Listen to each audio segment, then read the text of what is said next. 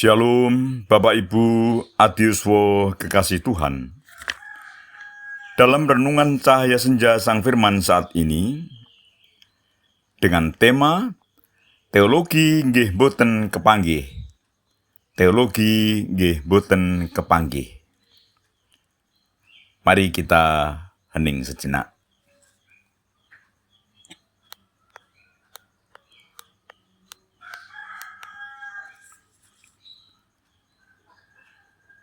Bacaan firman dari Injil Matius pasal 21 ayat 28 sampai 29. Tetapi apakah pendapatmu tentang ini? Seorang mempunyai 2 anak laki-laki. Ia pergi kepada anak yang sulung dan berkata, "Anakku, pergi dan bekerjalah hari ini dalam kebun anggur." Jawab anak itu, "Baik, Bapa," tetapi ia tidak pergi. Kita yang dikasihi oleh Tuhan Yesus Kristus. Dalam budaya Jawa, dikenal ungkapan nggih boten kepanggih. Ungkapan ini tampak sopan, mengiyakan, tetapi tanpa kesungguhan hati. Nampaknya kata-kata itu terdengar halus. Tetapi kalau dilihat, tidak ada komitmen. Ini bukan sekedar masalah komunikasi, tetapi masalah kejujuran batin. Batin yang menyimpang dari apa yang diucapkan. Namun, secara etis, ini adalah ketidakselarasan antara kata dan laku. Dalam istilah spiritual Jawa, ilmu tanpa laku, pinter tanpa budi, akeh omong kurang tumandang. Dalam kacamata spiritual Jawa, ketulusan lebih mulia daripada basa-basi suci.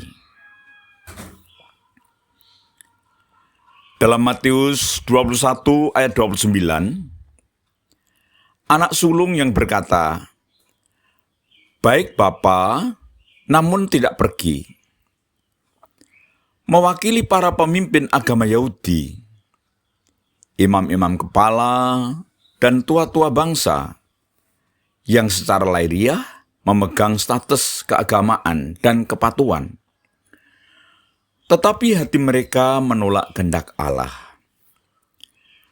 Mereka adalah simbol dari formalisme agama. Bibir mereka memuliakan, tetapi hidup mereka menyangkal.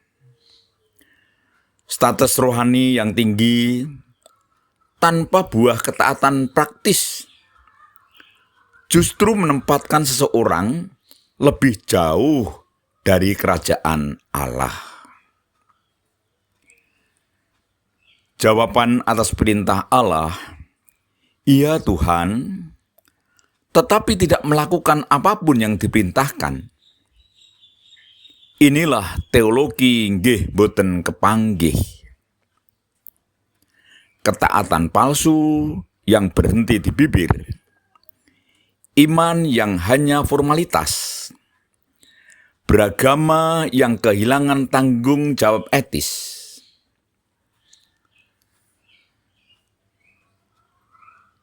Søren Kierkegaard menyebut fenomena ini sebagai iman estetis. Fenomena iman estetis. Iman yang hanya berhenti pada kata, kesan, atau citra religius.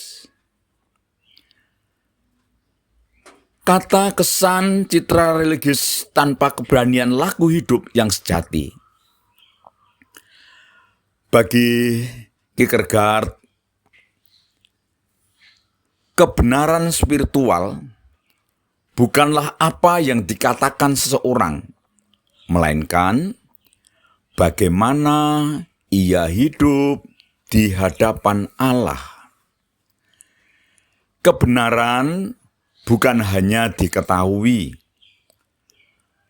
tetapi kebenaran itu dihidupi. Teologi nggih boten kepanggih bagi gereja adalah berkata, iya pada Tuhan, tetapi tidak melakukan kehendaknya. Ketika gereja hidup dalam pola iman seperti ini, antara kata dan perbuatan tidak selaras, maka dampaknya serius dan sistemik. Kemunafikan menjadi budaya rohani gereja tampak rohani di depan, tetapi miskin kebenaran di dalam. Banyak rapat, sedikit pelayanan nyata. Banyak liturgi, sedikit keteladanan hidup. Banyak janji rohani, sedikit ketaatan. Pelayanan kehilangan integritas. Pelayan gereja pandai berkata, demi kemuliaan Tuhan, tetapi hati digerakkan oleh ambisi.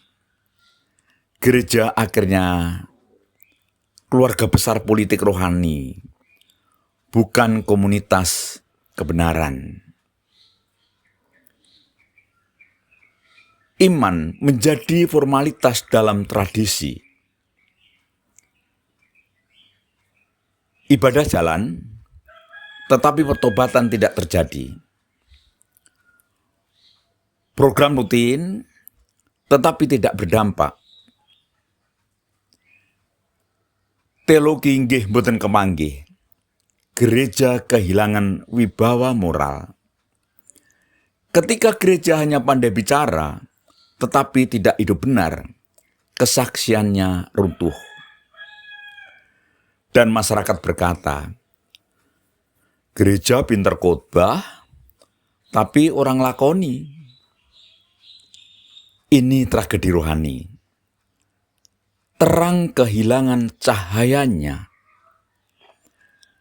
Kebenaran dikalahkan oleh kepentingan. Teologi nggih mboten kepanggih melahirkan kompromi moral.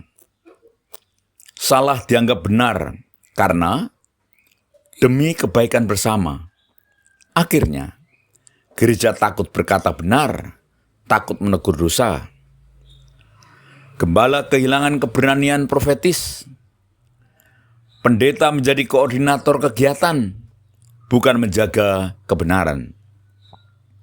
Mimbar menjadi ruang nyaman, bukan lagi tempat menyatakan suara Allah. Gereja tidak lagi memuridkan, hanya mengumpulkan massa. Gereja sibuk memperbanyak jemaat, tetapi tidak melahirkan murid-murid Kristus. Di usia senja, Adi Yuswo belajar hal penting dalam iman melalui renungan saat ini. Tuhan lebih menghargai hati yang jujur daripada bibir yang pandai berkata, iya, tetapi tidak setia. Perumpamaan dua anak dalam Matius pasal 21 ayat 28 sampai 32 bukan sekedar cerita keluarga, tetapi cermin batin bagi setiap orang yang percaya. Ada yang berkata tidak kepada Tuhan, tetapi akhirnya bertobat dan taat. Ada juga yang berkata, ya Tuhan, tetapi hidupnya tidak pernah berubah. Sebagai Adi Yuswo, kita dipanggil bukan untuk berhenti berbuah, tetapi tetap setia sampai akhir. Meskipun tenaga tidak seperti dulu, iman masih bisa bekerja. Doa masih bisa mengalir. Kasih masih bisa dinyatakan.